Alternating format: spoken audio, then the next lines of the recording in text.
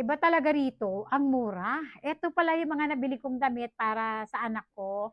Eto na natin tong kanyang pants, cargo pants, pa-jogger, at ayan yung kanyang pinaka-cargo na bulsa.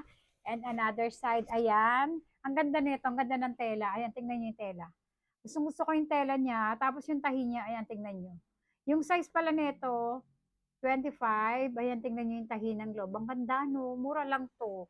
Ang talang sa mall, bibili ka ang mahal-mahal. Dito naman meron ng mura. Ayan, oh. Ang ganda.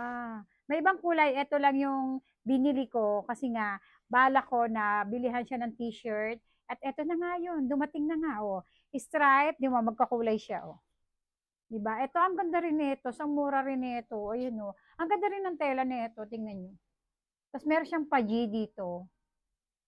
Ganda, no? Ayan yung tela niyan.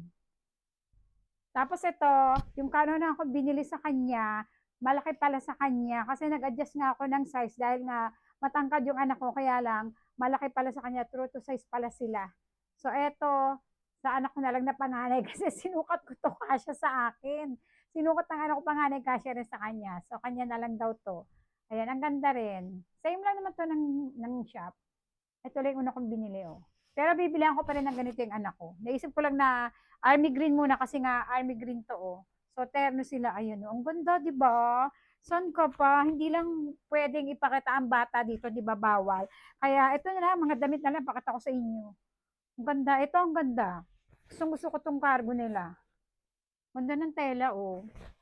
Bibili ako ng isa pang kulay nito. Marami rin silang available na kulay nito, eh. Ang mura na ito.